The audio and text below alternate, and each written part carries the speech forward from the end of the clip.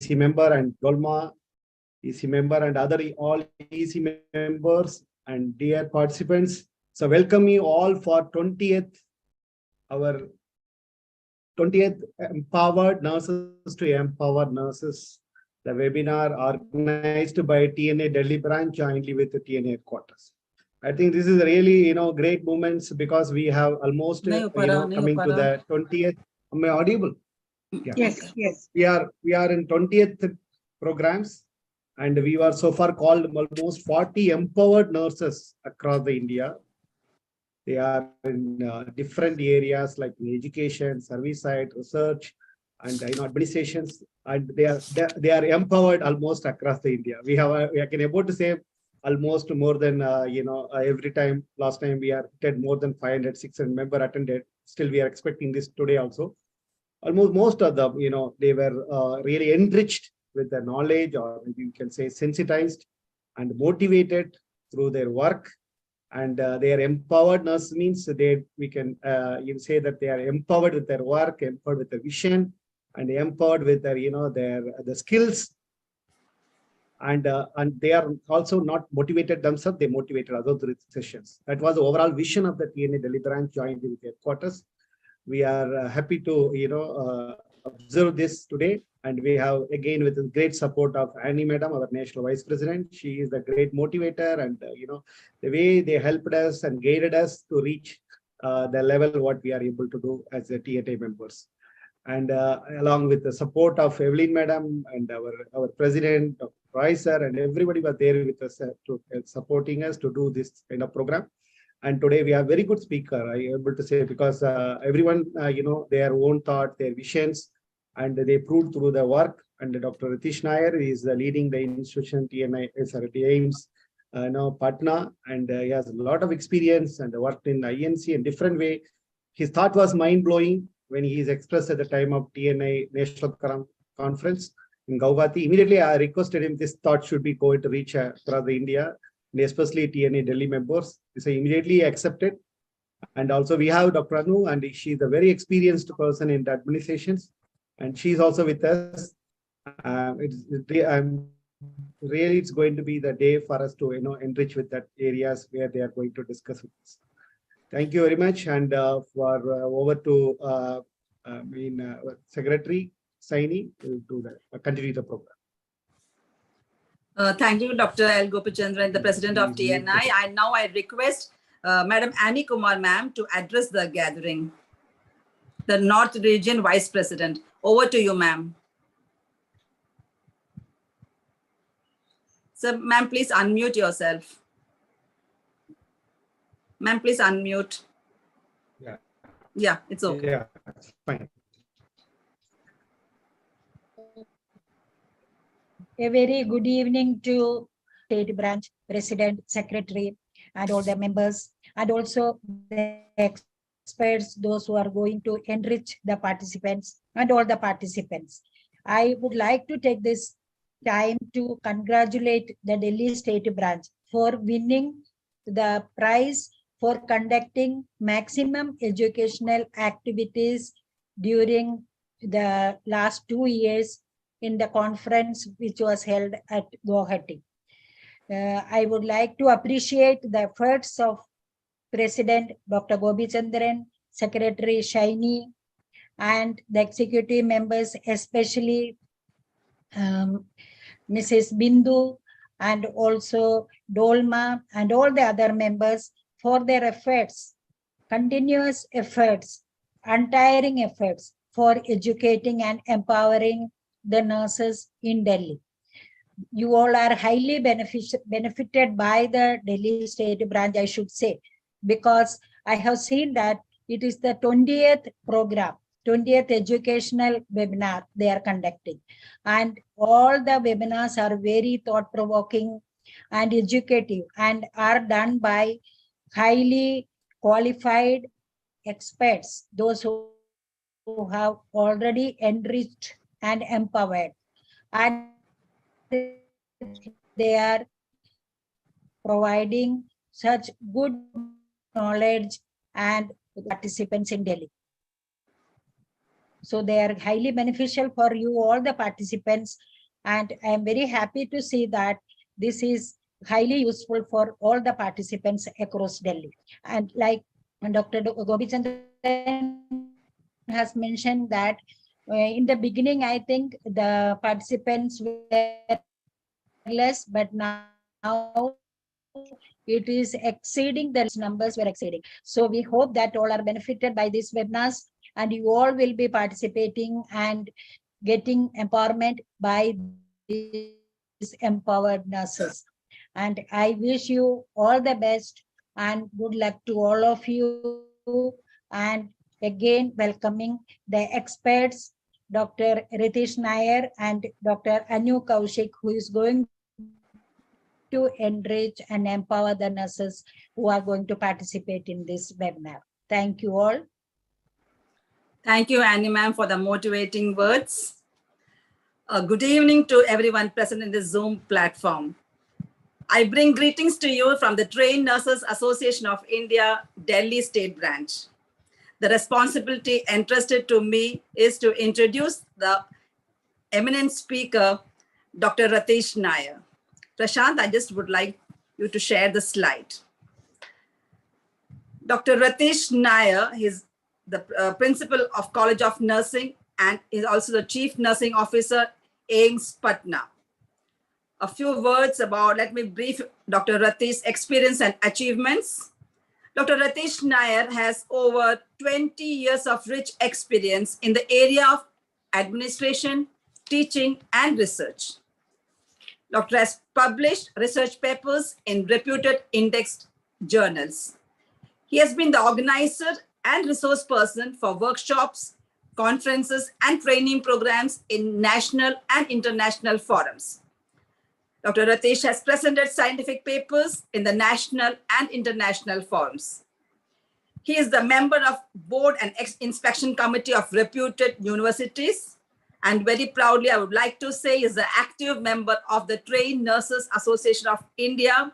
He is currently holding the office of the post of President, TNI, Bihar State Branch, and earlier was the President of Haryana State Branch.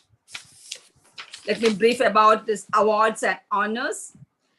He has held position as the Secretary in the Indian Nursing Council, and some of the honors which has been conferred to Dr. Ritesh are Commonwealth Professional Fellow from Liverpool, UK, and Fellow Royal Society for Public Health. He's a member of Central Mental Health Authority by Government of India. Now, I request Dr. Ritesh to brief us about nursing in India. Over to you, sir. Thank you, Madam Shaini, for a vast introduction. I would have preferred it to be very short because we read out the CV and bore the participants in the beginning itself. So anyway, thank you so much, Madam Shaini. And thank you. I can see Madam Ani Kumar, who's a National Vice President, North Region TNI, the President of Delhi State Branch, Dr. Gobichandran, and Madam Shaini Chako, again, the Secretary of Delhi State Branch, and Bindu Shaiju, who I was in constant touch with for this program. She kept me on almost for calling me 3-4 times to get this program done. So thank you, Bindu, for the patience. And I could also see Dr. Anu Kaushik, who is the next speaker. And good afternoon to rest of all the participants. And I cannot name everyone because I think I can see almost 50, more than 50. So coming to the topic of nursing in India, we are all nurses here, and I'll be saying things which are maybe uncomfortable because this is about us, and I don't think we should be ashamed of saying things which matters to us. While talking among ourselves, we are a group of nurses who are born, brought up in India, studied in India, working in India. So and in different platforms, maybe it could be a public sector, it could be corporate sector, it could be private sector, it could be teaching, it could be service, it could be anything, or even the association. So nursing as such, and if I used to ask any group of people whom I get to talk to or interact with, how many of us are not hesitant to be called as nurse in a public platform? Many times, if you take example, don't take the real public example of public. In case of various areas, maybe a rural area where you will be very happy to be called as a nurse because people value the role of nurse in mostly rural and community setting. But think about the case of an alumni association where going back to your school, maybe 12th or 10th classmates after 20 years. And when you are among all of them, when we talk, how many of you will not have even 1% hesitation to say that, yes, I am a nurse? So that happens, and I'm sure 99.9% of the people will have a second thought, what should I say? And that is where we all are. That is the status of all of us. So why exactly is it? And because that is the basic thing. If we are happy with what we are, I don't think rest of anything matters. So we talk about, because empowerment is something, unless there is a self respect or a self actualization, maybe at a professional level, at personal level, self actualization is one of the highest form which I am not expecting every one of us to have. But at a professional level, to understand ourselves, because that is the first step towards empowering ourselves. So that is what we will be talking about, and why is it that way in India. So to look at, if anything, if suppose, for example, a government which is intending to study maternal mortality rate, which is particularly very high in one state, while the other states are doing well. So why is it that? So to study that, most of the governments or any public organization which is studying that would like to go back and look at the picture, how it existed in history, rather than, because if we are able to realize what happened, the events which happened in with the historical perspective, we'll be able to understand why is it so right now. Because there is no other present day. It is just like a photograph. It is just like a selfie. So to look at why and how we reach this state, we need to understand what is the background. So that is what I'll be discussing, and I would like to all of you have to have not to concentrate on the PPTs, but imagine yourself in that stage, and then we'll go forward. So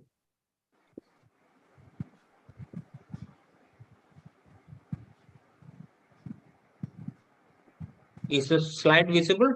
Yes, sir. Okay.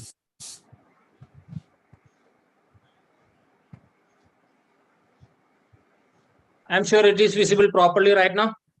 Yes, sir. Okay. Okay. Thank you. The theme for me to talk today is nursing in India, why we are and where we are. So to understand this, let me want to take you to one point, that is, we always wonder how we are or what we are doing. But have we ever imagined who we exactly are or what do we represent? So to get that, this is just a textbook definition which we all have seen, and it is predominantly a practical profession. Even if today, if you ask anybody other than nurses, they say it is just like a training or an where you get trained, and the word training itself is used most of the time when it comes to nursing. So I'm not going to discuss this. This is just a textbook thing. So looking back at the historical events, why and how it come to this. So I'll just stop sharing this for a minute, then we'll go with that slide. So if we look at the historical development of nursing or nursing education in India, we all know, if we look at that, it is the organized form of nursing education or nursing services came along with the British. Before that, we have the mention of a nurse or an upcharya or paricharika, or because in the Vedic scriptures, you have the mention of a nurse, but those were male nurses who were working with male physicians who were actually trained by male physicians for themselves. And these nurses stayed with these male physicians throughout their practice. And that is how they were trained. And that doesn't have much of an influence on what nursing is today. So because we know, while we're looking at the history of the nursing education or development of nursing itself, even as teachers, we teach the students that the development, we call it as modern nursing. That is why we call it as modern nursing, because even prior to Florence Nightingale, also there was nursing. It is not like nursing, Florence Nightingale invented something, because she herself went to a nursing school in Germany. So it is not that Florence Nightingale invented or discovered something called nursing. Nursing existed before, but what kind of nursing existed before Florence Nightingale was different. And after her, she modernized it and changed how the profession or how the training gone and how nurses are supposed to work. That is why it is called as modern nursing. So in up to the 13th century, when we talk about nursing and medicine both were carried out by the same person. It was not different. They were done by the same people in Europe and Western world, except in India. India had male nurses in Charak Samhita and Sushruta Samhita. We have mention of male nurses working alongside the physicians. But in case of Western world, nursing and medicine both were carried out by the same people who were predominantly Christian priests. So, but after the 14th century, what happened was both were bifurcated and went on their separate ways, but at the same time, both were performed by the Christian priests. So coming to then they were unable to manage the demand, and then some of the nuns took over caring for the sick.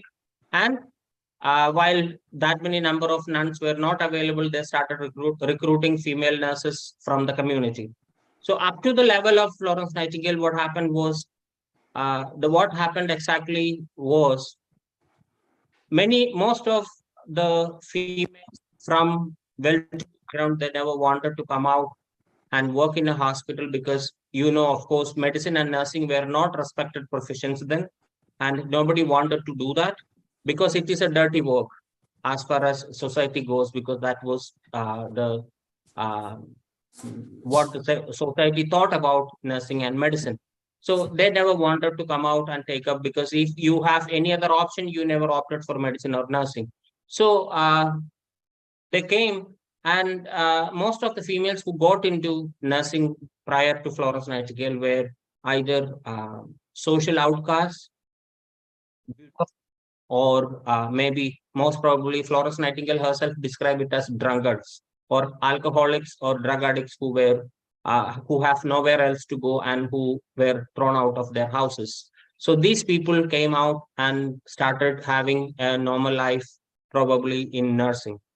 So that is up to Florence Nightingale era.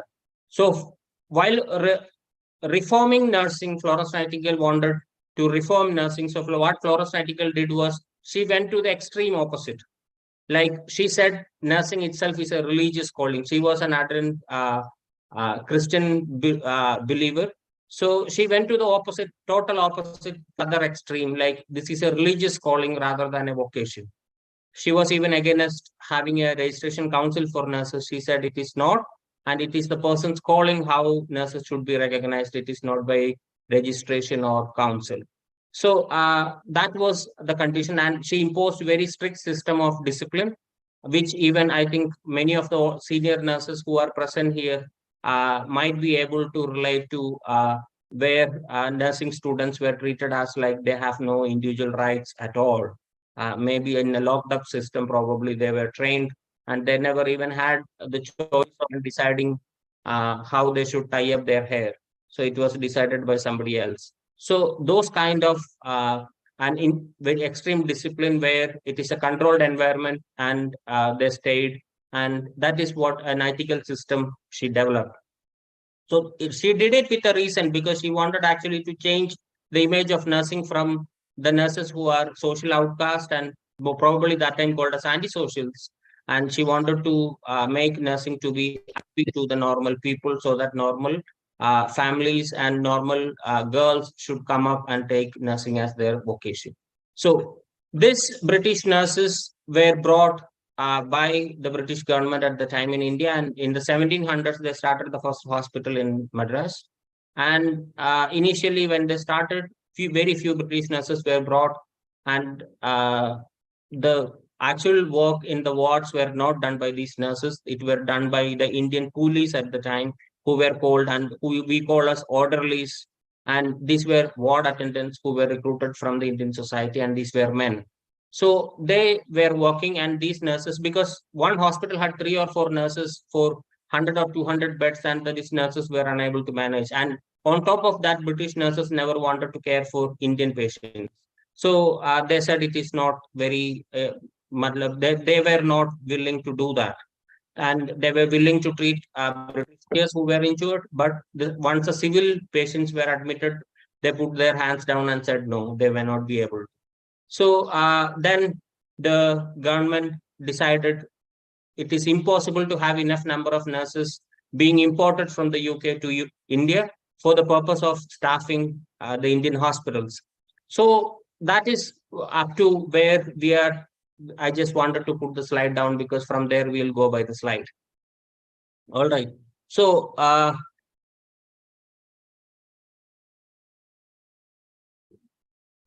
is it visible? Yes, yes. Okay, okay, all right. So in case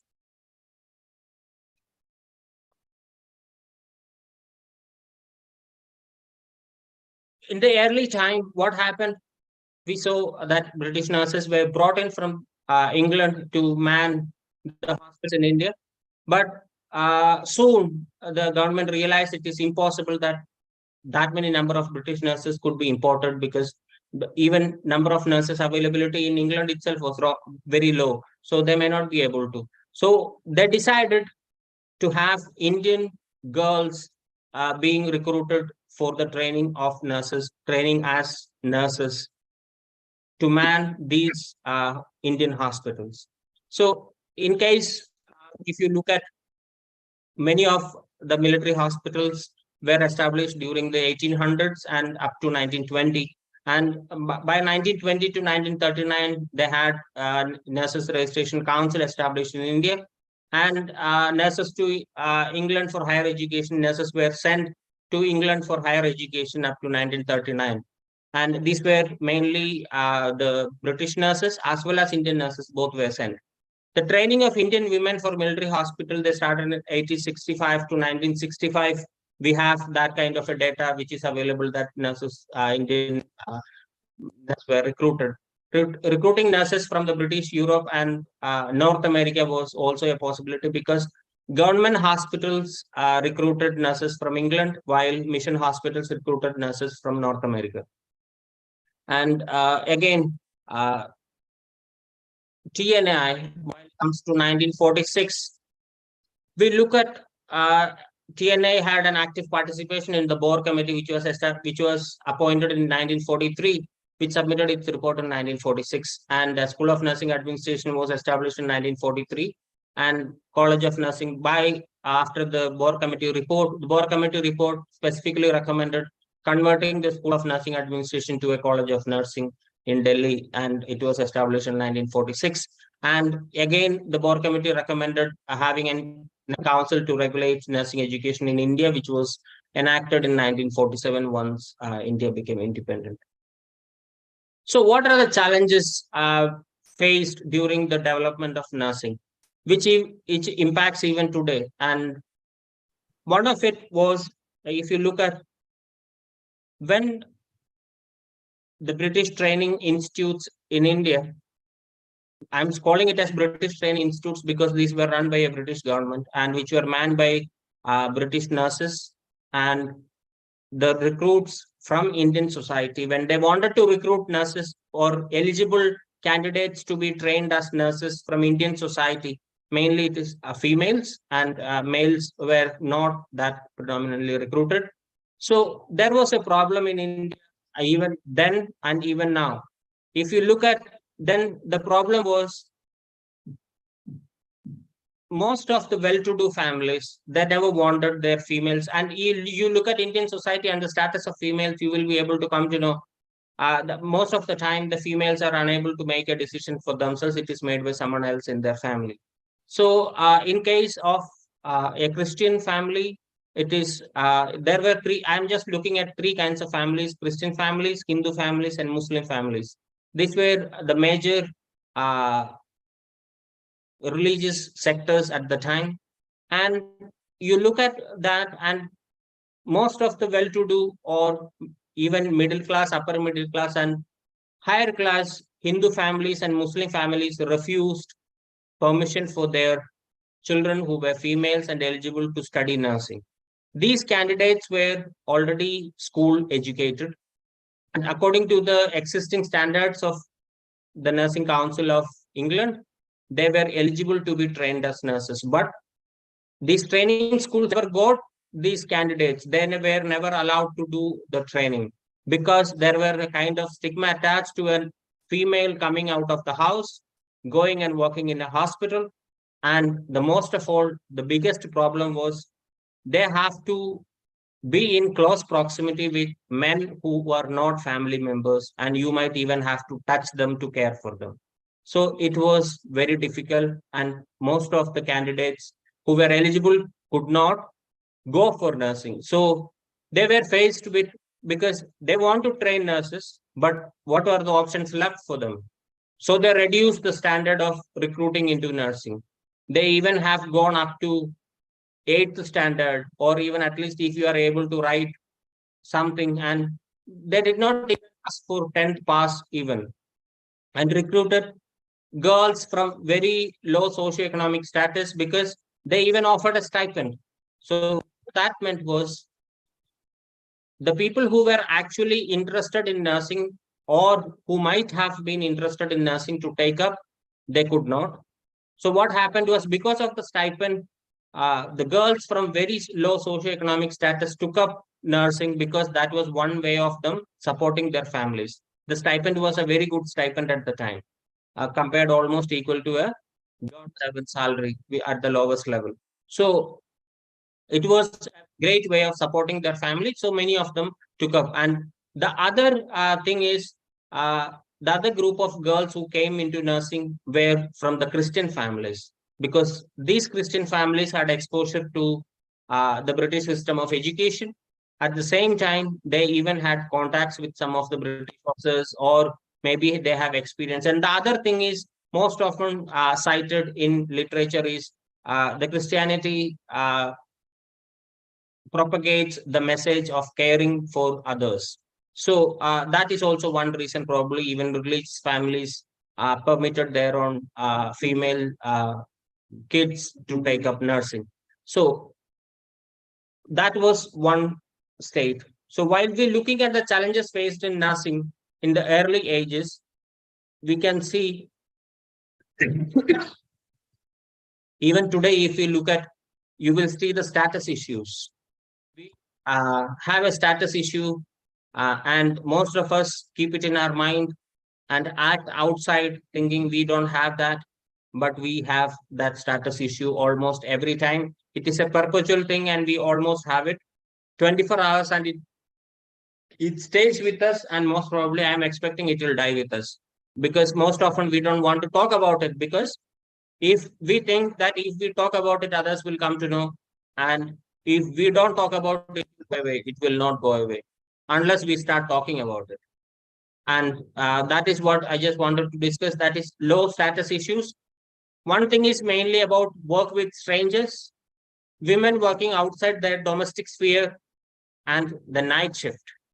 Because in an Indian society at the time, a female who is coming out of her house for going for a duty of a night shift in a hospital, which is filled with patients who are not her family members, especially men, and that is not considered as somewhat a high status thing to do. Or maybe this is according to the social norms. I am saying, I am not casting a judgment over whatever is available in the literature. I am just saying, according to the social norms at the time, this must have been a terrible prospect for a female to come and do. But of course, we have to praise those women who braced all these, came up and took up nursing and continued working.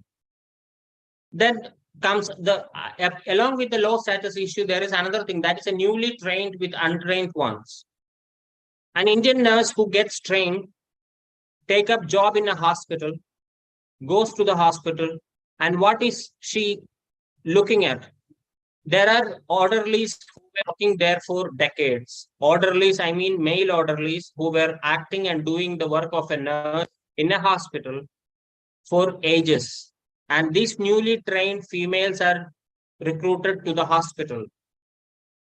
You can imagine the orderlies who are men, who are older men, maybe in their 40s or 50s, working in a hospital, and this nurse who is just in 22, who is been recruited as a nurse, do they even stand a chance in front of them and to even challenge them? They cannot. So what they will do?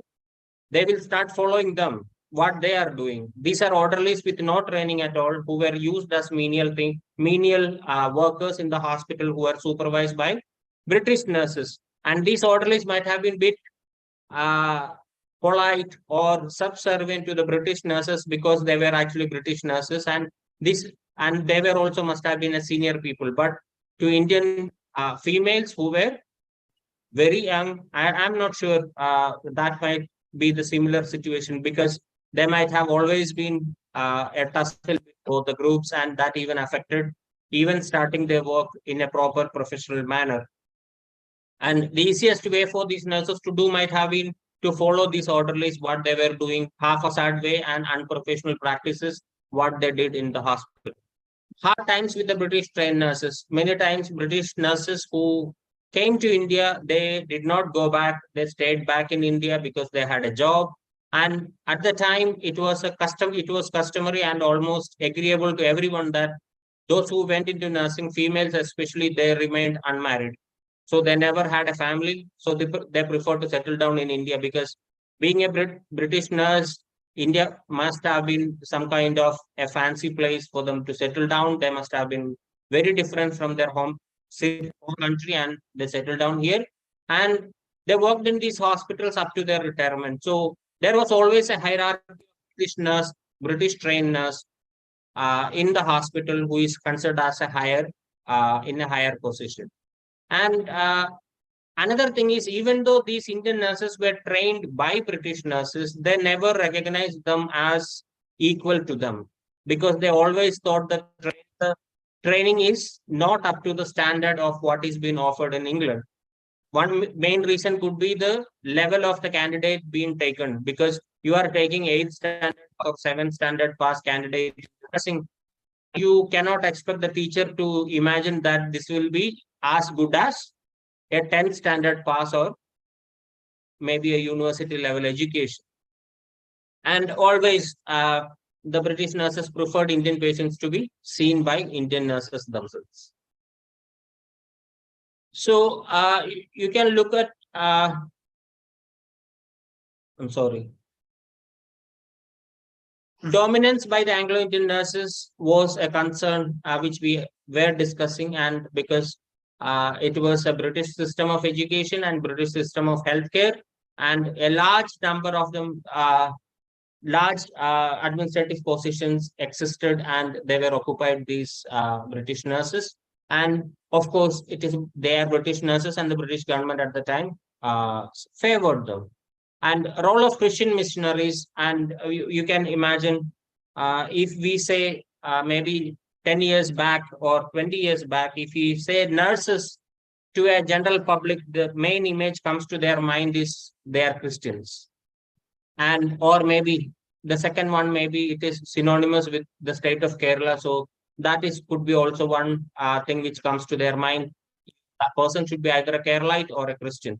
So the major contribution they did was recruiting enough number of Christian missionaries, did this enough number of girls into nursing profession in India. But it portrayed nursing as a destitute woman's means of livelihood, because the most poor families, the lowest level of social existence. They existed at the margins of society. They were given this as an option to survive. So they could survive on the stipend. So that is one thing which they did, and which was, I'm sure, it is not something which could be helped at the time, but it also hindered the large number of Christian nurses coming into the nursing course. It also hindered non-Christians or respectable Christian family to send their daughters. The huge number of girls from the lowest strata of society coming to nursing, it also prevented other higher class families to send in their daughters, because at the time it existed, there was an absolute caste system. So you're muted, Ratish sir. You're muted. Yeah. Sorry, I don't know. Okay, Sorry to interrupt it's all you. right. Yeah. It's all sorry right. to- Yes, sir. Sorry No, to it's all right. interrupt, sir. So It's all right. 5 to 6 Okay. minutes, sir. What? You have only 5 to 6 more minutes. Yeah, I know. This will be the last. Don't worry. Thank you. So, lack of higher qualifications. Again, there is an work with patients of both genders, and a fear of no growth again prevented nurses from taking. I'm sorry, girls from good families taking up this job. Immense workload and hospital administration, general public also considered nursing as an extremely menial job. So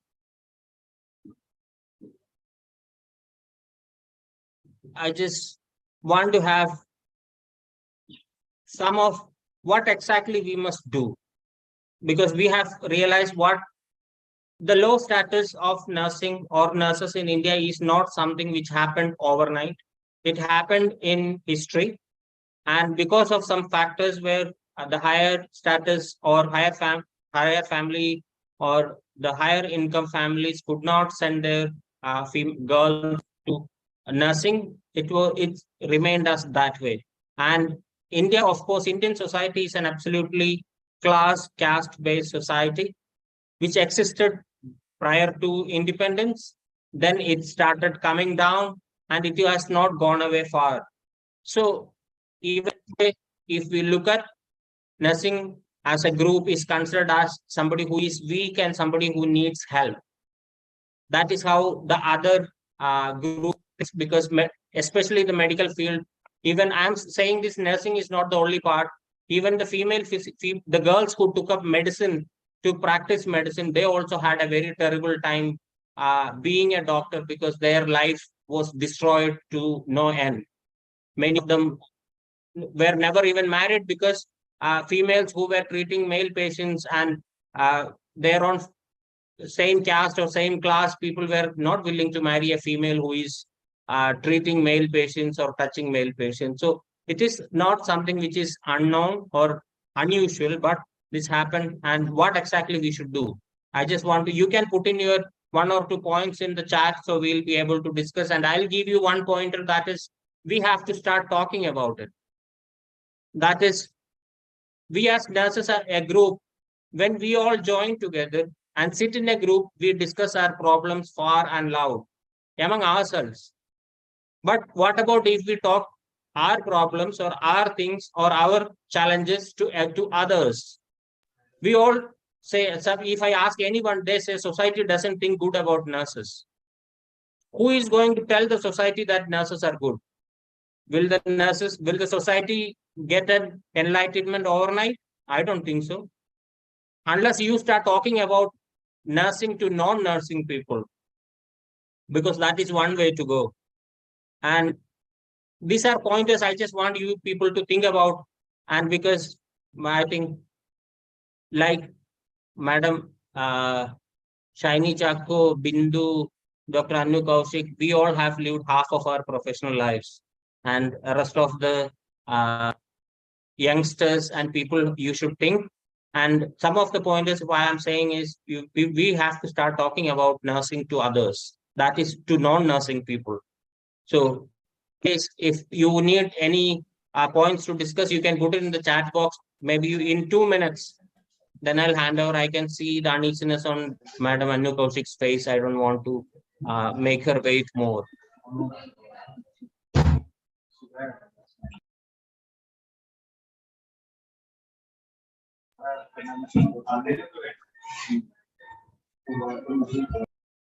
I think there is nothing. So I would like to, I'll just conclude by saying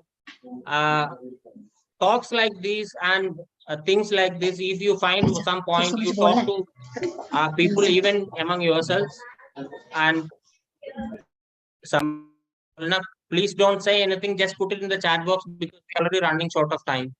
So kindly put it in the chat box, maybe we can get back to you. And I would like to express my thanks to the Delhi State Branch TNI for giving me this opportunity and to be with you all.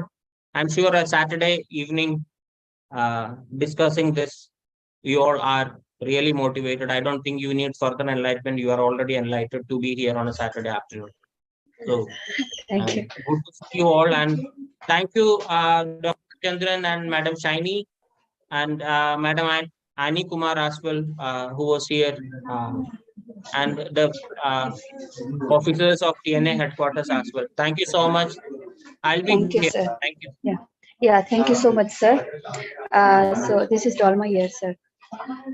So thank you so much for this thought-provoking presentation, sir.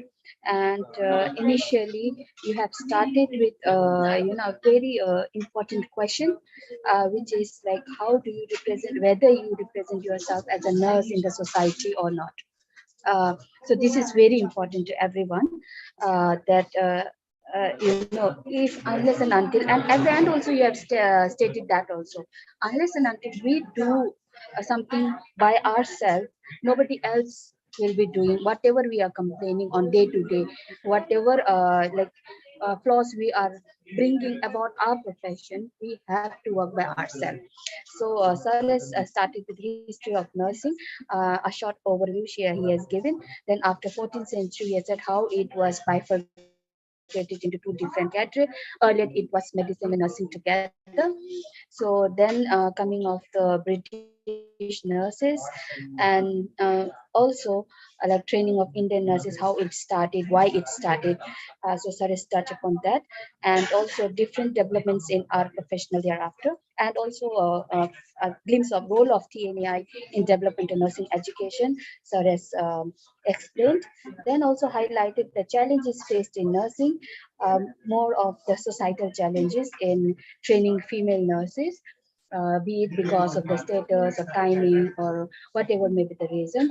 So, and sir has very rightly said that the status is not, it's not a overnight process. It has been because of years of, it's a long process. So the responsibility, I could conclude that whatever like we are complaining or whatever status we are in, it is our responsibility. Nobody else will come and rectify it for us. It is we have to work on it, and we have to start talking. That is what I guess is the take home message from Ratish sir. Thank you so much, sir. And I would like to request you to be here till the second speaker finishes, because we will do the Q&A session, sir. Thank you so much, sir.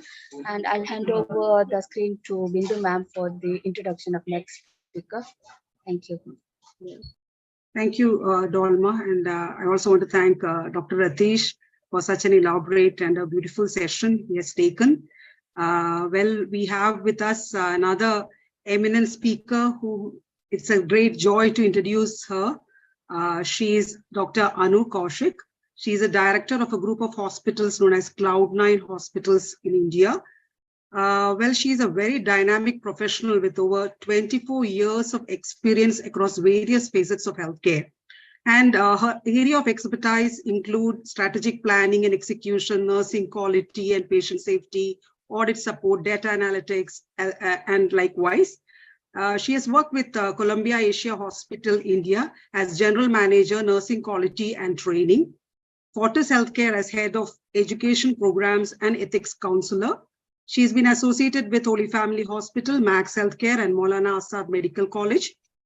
She's in the research board member for reputed universities and presented many papers, especially on occupational safety for nurses. She's also an author and editor of nursing books. She has also publications in national, international, reputed journals. And to talk about the awards and honors that has been conferred on Dr. Anu, she's an NQAS National External Assessor. She's on the advisory panel of nursing universities and industry partners, recipient of Nursing Excellence certification from NABH and certificate in nursing and nutrition from Johns Hopkins. So over to you, Dr. Anu. It's really a privilege to have you here to talk on this topic, Way Forward for Nurses, Embrace Change. Over to you. Thank you, Bindu, for that elaborate introduction. And it's so nice to connect with you. For those of you who don't know, Bindu has been my classmate in Masters in Nursing at RIK. So it's such a wonderful thing, you know, to see you over Zoom and hopefully hope to see you in person, you know, in near future, Bindu. And thank you, TNI, for giving me this wonderful opportunity to share my experience with budding nurses. As Dr. Ratish rightly said that, Ratish, myself and many others, probably from TNI have probably, crossed, the half of our, experience. But I think there is a long way for many of the, participants who are listening to us. And I think it is very important that, you learn from our experience, learn from our wisdom, and, you take this profession to newer heights in times to come. I really liked, the theme which TNI has actually coined for this series, Empower Nurses. I think it's a beautiful word. If you empower somebody, I think the change will automatically happen, because you are giving them the confidence, the freedom, and decision making. And starting from where Dr. Ratish left, that, we are looking forward to a lot of changes, but he also very bluntly pointed out that most often we talk about our problems, our concerns, within ourselves, but we don't actually, do much about it, when it comes to taking actions, So, and I would like to share one of my very favorite, quotes on this. If you change nothing, nothing will change. And it's so rightly true that we are expecting that something will happen one day and, nursing will be a very glorified, respected, a profession of choice. But it will only happen that if we make, some, deliberate actions towards it or put some thoughts about it, and only then, things would change. So I have actually been given a topic to talk about a way forward for nurses, embrace change. I think change is inevitable. And if we don't change, things will anyways change. So it's better that, we embrace the change and, welcome it, wholeheartedly, because this is the only way forward. And I would just like to say that, one of the very famous quote of Winston Churchill, he says, to improve is to change, but to be perfect is to change often. And I think that's something that we are going to embark our journey on. And that's something that we are looking forward to, when it comes to way forward for nurses in India. We have to change with time, and change is for good. So what is it that we need to change? What are the changes, that are happening? What is it that's going to change in future?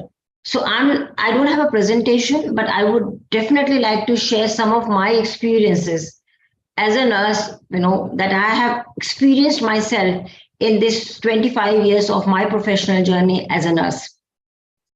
So I go back to the 90s era, where I started my first job as a bedside nurse in Holy Family Hospital, Delhi. And I trust me, it was a wonderful experience when it comes to it came to clinical process adherence, doing the nursing procedures the way they've been mentioned in the textbook. Everything was absolutely in order. And I remember that every documentation we used to do for the patient, it used to be a manual documentation. And I remember the patient case files used to be so thick, and it was lots of paper and lots of documentation. But I was used to it because I've been in that role for almost close to 5 years, and I was pretty comfortable with it until I appeared for my first job in a corporate hospital. And when I appeared for the job, they told me to come and present a topic, and I was supposed to come prepared with a PowerPoint presentation. I'm talking about, this was something somewhere close to 2003, 2004. Trust me, before that, I had never ever touched a computer.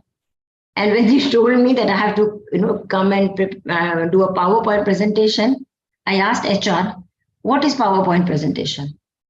When I look back and think about that incident, I do often laugh many a times, but that was the reality. I had no exposure to, this technology. And then I took help from some of my cousins who helped me to prepare a presentation. Trust me, when I was presenting, I had actually taken up my cousin along with me during the presentation to navigate the slides, because I was so jittery, I was so nervous, I was feeling that I will not be able to concentrate, and all my energy and time would be kind of, focus, I will be only focusing on the presentation and not on the content. So with permission from HR, I got this cousin of mine to maneuver the slides, and this is how I presented. But that was a change that I definitely did not like it. It was very unwelcome change, but I had no option but to accept it. And trust me, over the years, I have come across or encountered many such situations in past, which I did not like, but I had no choice but to accept it. So let me give you an example of a complete change from what I did in 90s to what I have seen and worked and developed, software in the hospital on hospital information system. So I had an opportunity to work with a very reputed hospital chain, which was very focused on electronic documentation. So when this concept came to me, I was a very novice. I did not know what is it that is going to do, but I would like to share with you some of the salient features that this platform had inbuilt, and what a game changer it was for the nurses. And before I do that, I will also like to tell you, when I used to interview nurses, for various positions in this hospital, and the moment we used to tell nurses that, this hospital has a complete electronic documentation, trust me, many of the nurses would not even turn back for the job, because they were so scared. They were, doubtful whether they would be able to adjust themselves. In fact, many of them joined and left us because they were intimidated by this whole electronic thing around them, and they left. But I don't know where these nurses are, but I'm sure wherever they are going to face this, change sooner or later. And this is something that I think all of us are going to face. So I'm going to quickly take about, 5 minutes to explain about this, fantastic software that we developed, and how it has, changed the life of nurses, the doctors, and also how it has made our nursing practice so safe, preventing a lot of nursing and clinical errors. Okay, so now the traditional way, what I was used to was the doctor would prescribe a medication, most often in a running handwriting, in a handwriting which would take us a lot of time to decipher, poor handwriting, despite telling them to write in block letters, and not able to read them, read the handwriting which is being written by them.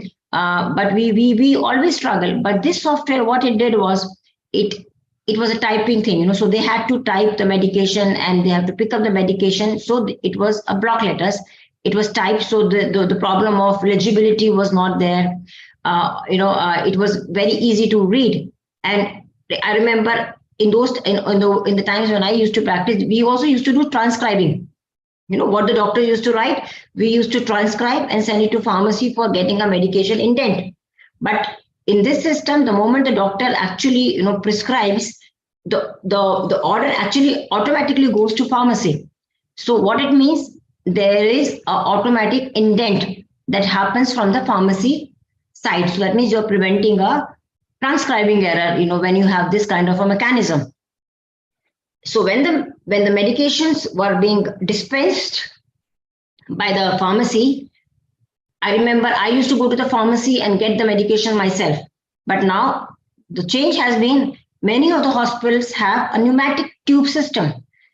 I don't know, you've heard about it, but for the people who do not know, a pneumatic tube system is a tube placements or the pipes in the hospital which are being used to transport samples and medications to the respective department.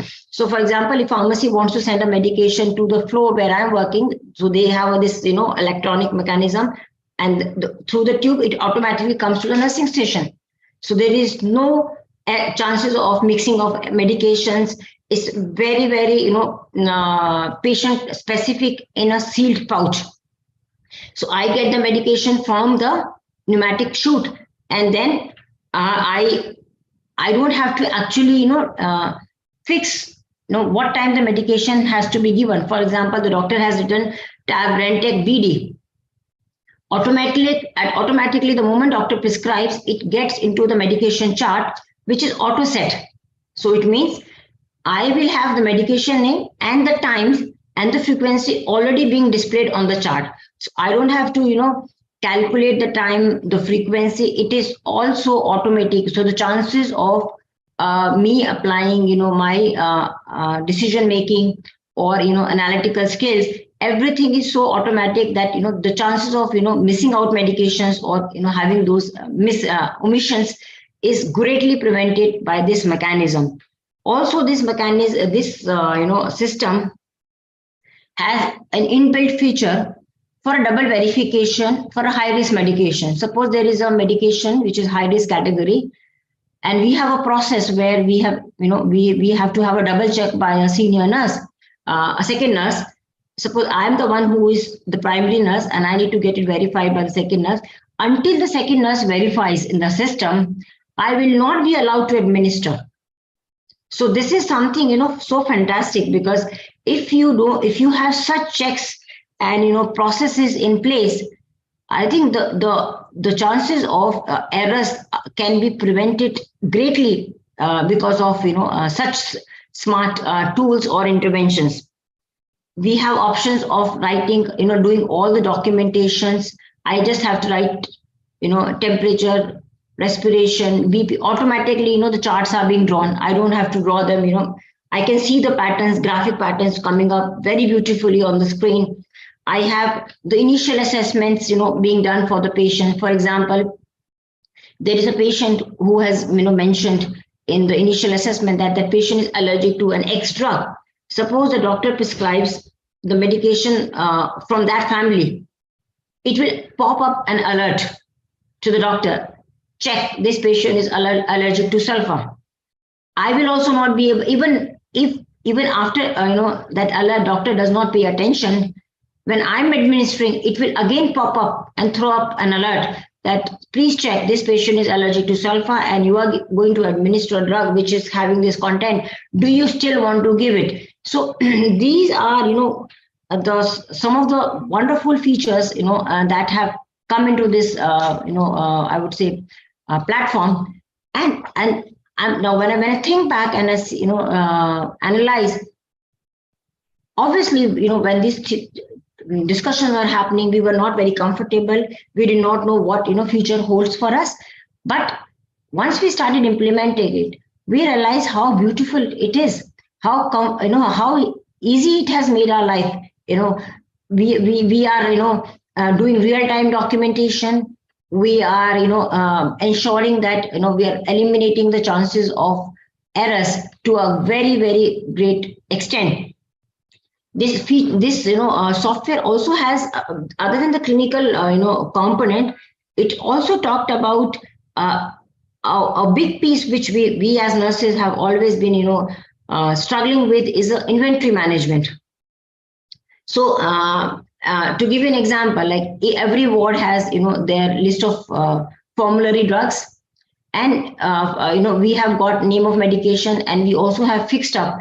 Okay, I have got 10 ampoules of aminophylline, 10 ampoules of say Rentec, whatever the drugs, and we have fixed up the quantity. So what we generally do, or traditionally we've been doing, is we use a medication from the ward for the patient, and then whatever, when the stock is less, then we do a second intent, or we refill it. But in this mechanism, it's so beautiful that I've got the list of medication, and I've kept a part stock. That means I fixed the number of medication that I will have in the department. And I also can set a reorder level.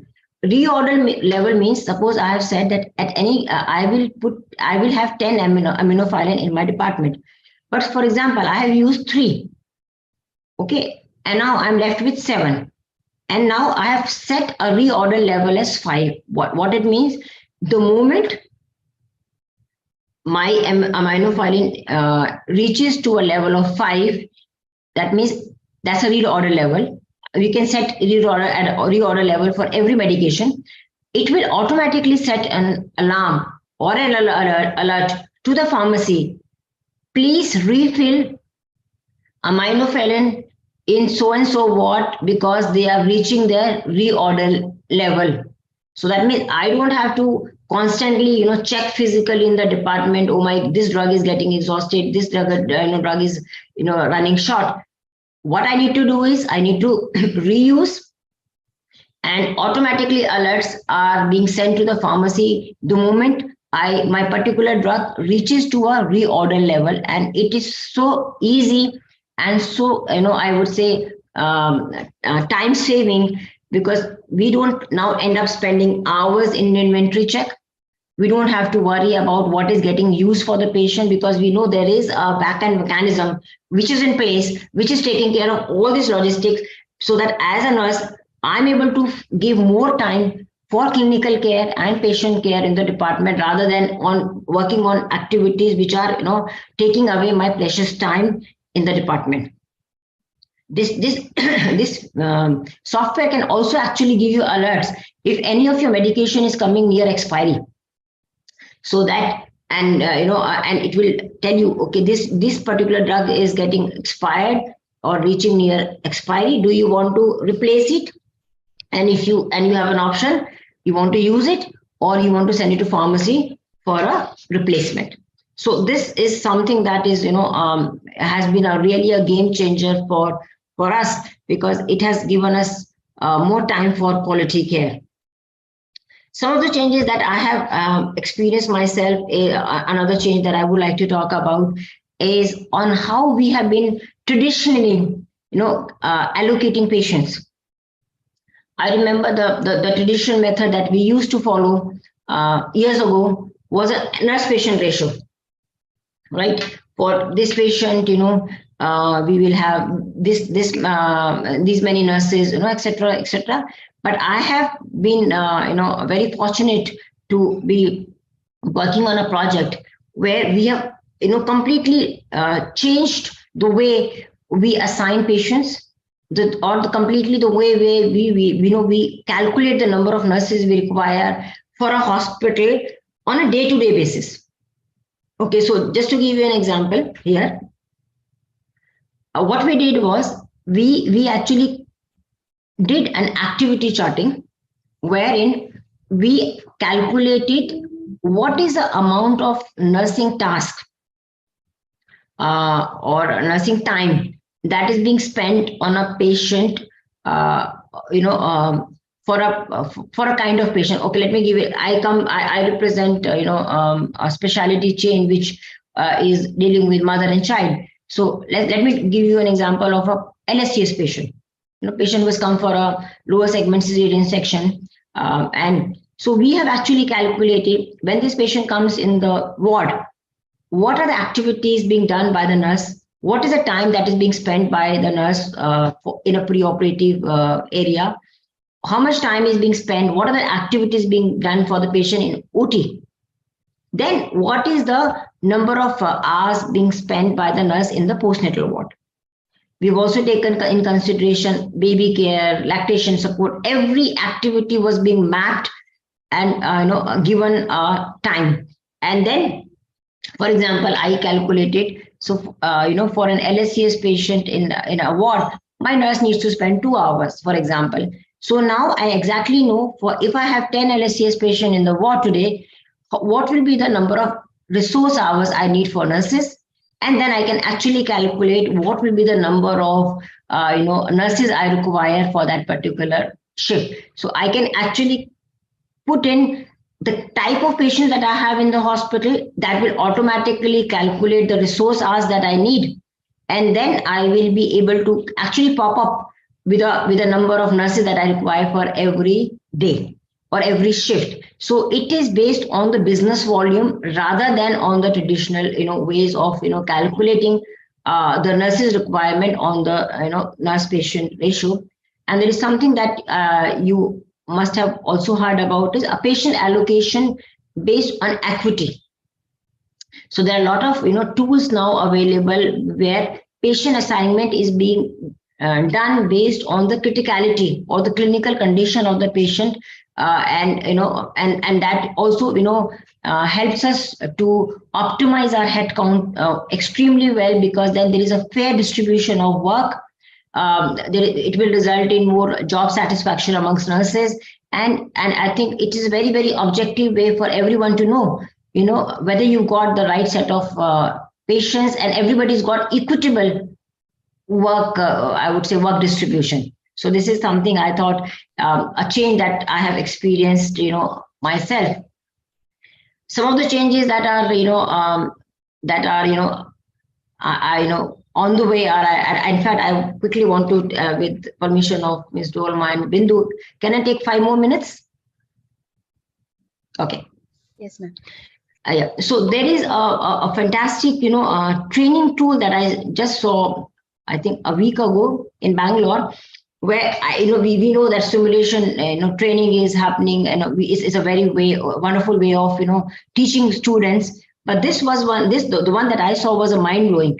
So what it does is, so you have those 3D specs that you wear, and you go into the 3D virtual reality setup, and you are actually you can see my hand. So you are being actually given 2 hands, and you have a baby in the incubator.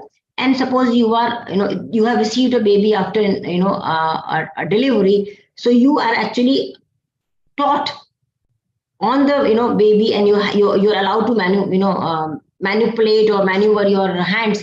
Suppose you're rubbing the baby for a simulation, and if your position is not right, or your pressure is too low or pressure is too high, or if you've done an APGAR scoring for the baby based on the parameters of APGAR, and your scoring is, say, for example, 6, but whereas the actual scoring of the baby was, say, 8, it will tell you that your scoring is not matching with the baby's actual condition, and this is where you have gone wrong. Maybe you did not do the scoring in terms of appearance or pulse or grimace, activity, whatever, or respiration. Where you went wrong, it will exactly tell you.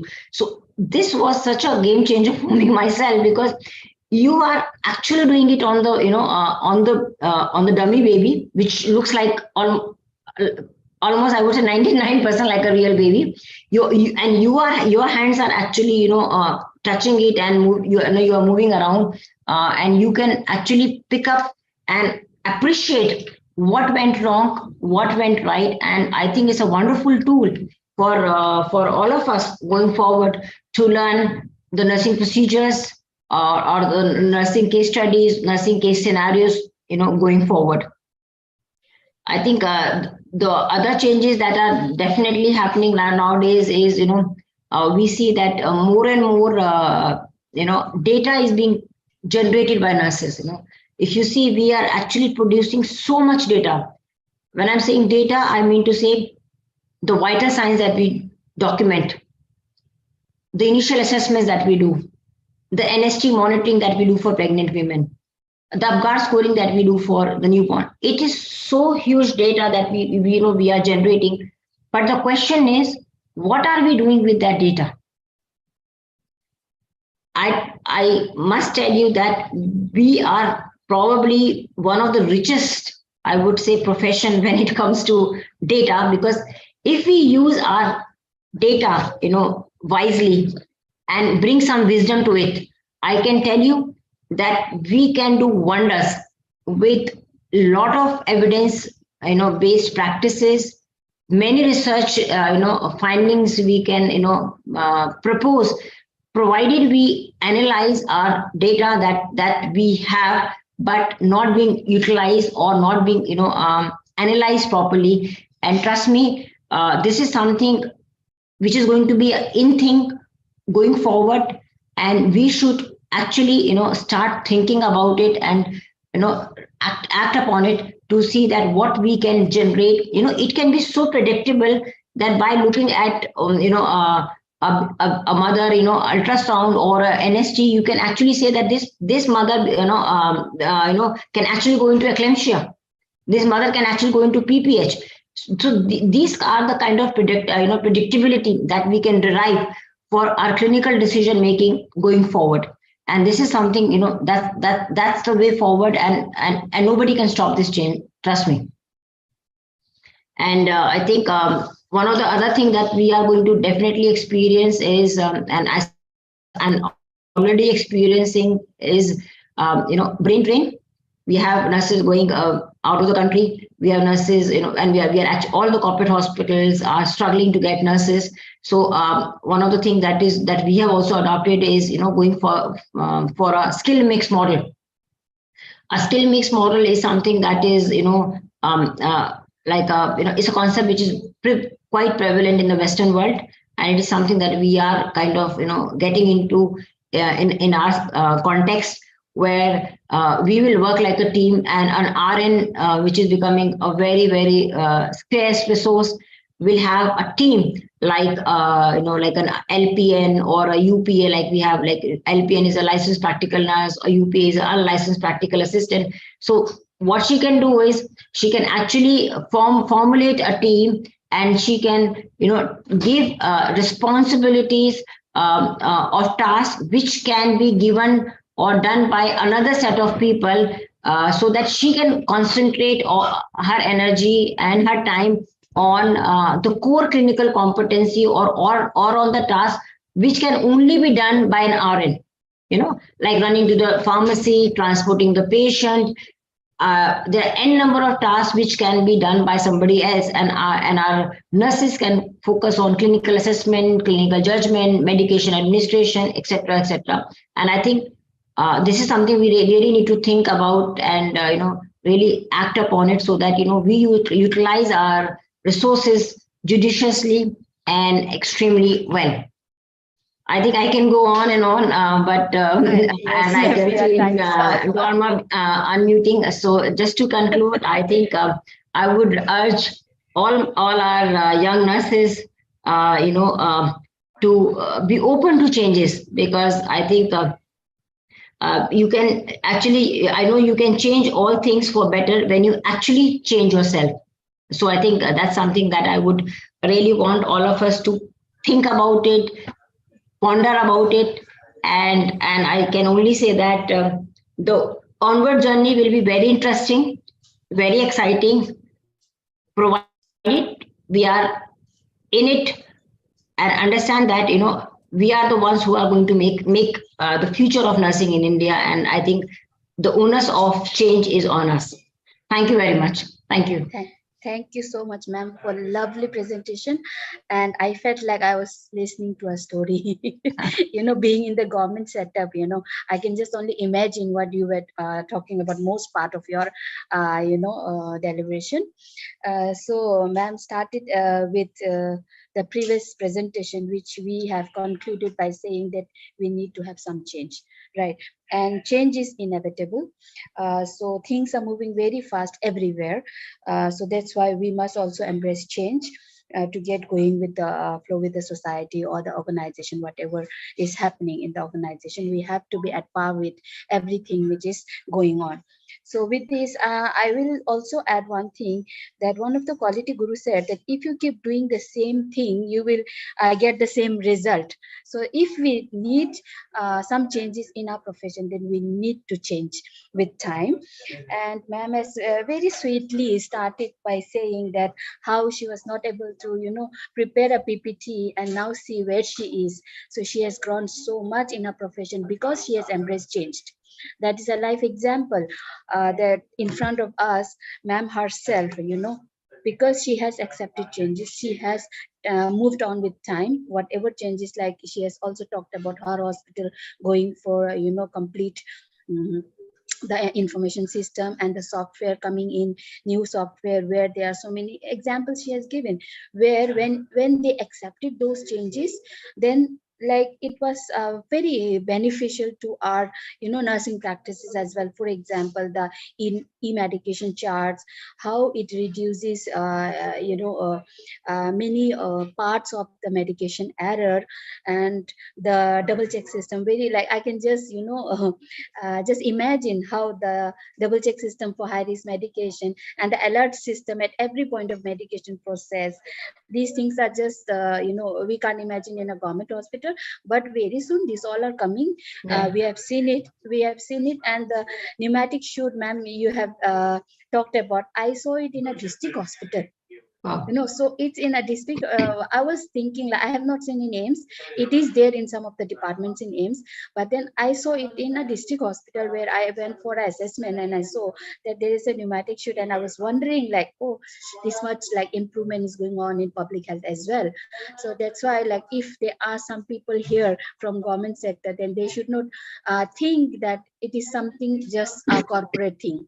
It is very soon coming in our government setup also. So that's why, like, now this is a good time to for you to understand that whatever changes happening in the organization, you must accept it with a positive attitude, and then go ahead with accepting it, and then indulging with the changes, and whatever you have to do as your responsibility. What is responsibility given to you, you have to do it with a positive attitude.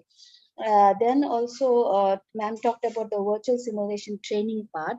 So ma'am, I would like to share that this time, like, AI things also happening in nursing trainings. So we have appointed some of the nurses from clinical side for our AI in nursing training. Then, like, when they came back, like they were saying, like, it was something which they do not understand, and also the these things are just starting on in common setup. So I would request everyone to take more interest in all this. Virtual simulation is very beautiful training system. And ma'am, you have talked about that data bank the nurses have. We could do so much with the data. The amount of data we generate is like not comparable with any other personnel. So be it research, if you do research, you have everything in place with yourself. You are the owner of those data. And now new thing is quality improvement projects. You can do so many. You can identify gaps on the basis of the data.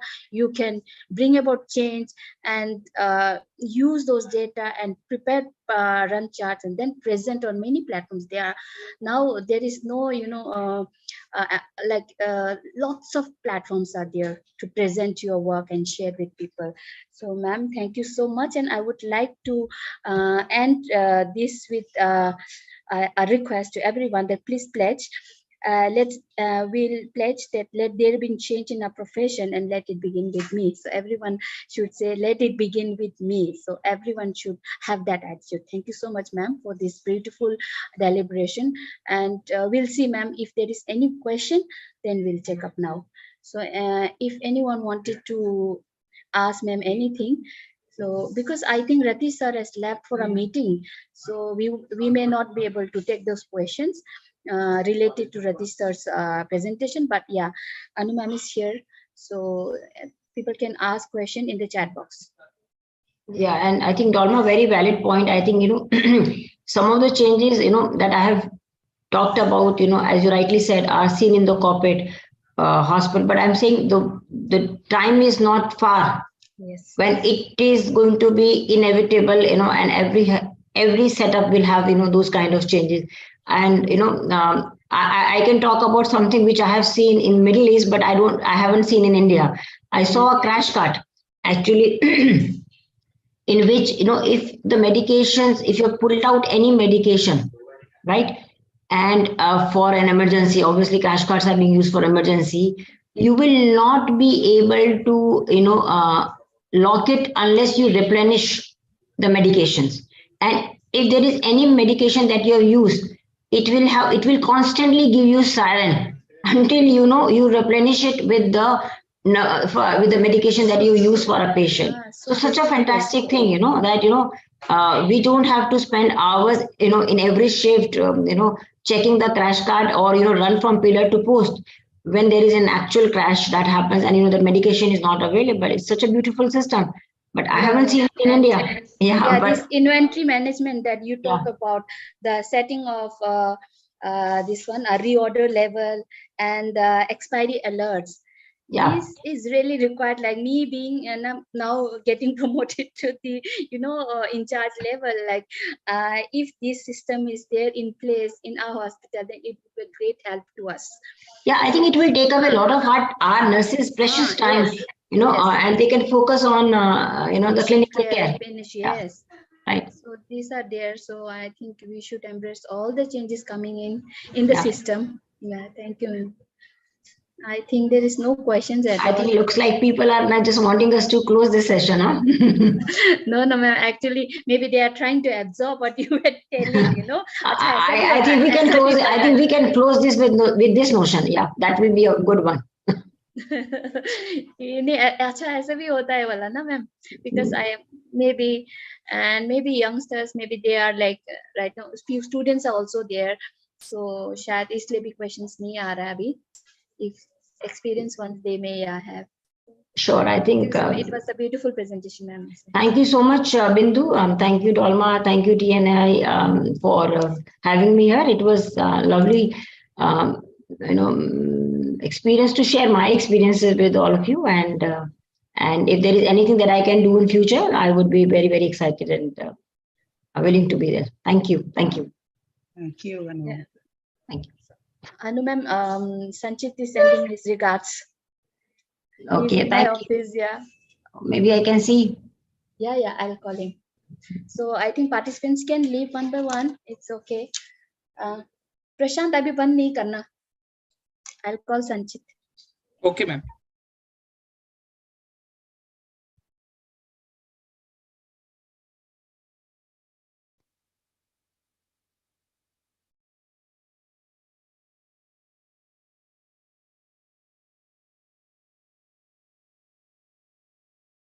Hi, Sanchit. Nice to see you after a long time. Hi. Good to see you. What a pleasant surprise. I didn't expect you here. एक minute. आवाज नहीं आ रहा है. क्यों नहीं आ रहा? एक minute wait.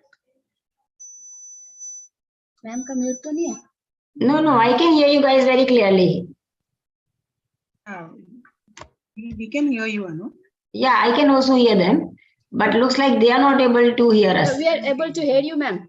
Can you Okay, hear me? good. I'm saying thank you so much. I think it's such a pleasant surprise. I never expected you. Yeah. Good. Yeah. We are having a workshop, ma'am. Okay, good. Right. And I'm teaching UG students MBBS. Wow, very nice. Good to see you grow, Sanchit. Yeah. Good to see you here on this platform. Yeah, I have known Sanchit when he was a small baby. Good, very nice. Thank you everyone for having me here. It was really lovely. Bye. Thank you. Thank you. Bye. Thank you, ma'am. Thank Thank you so you. much, ma'am. Bye. Bye. Bye. Bye. Norma, you can wind up.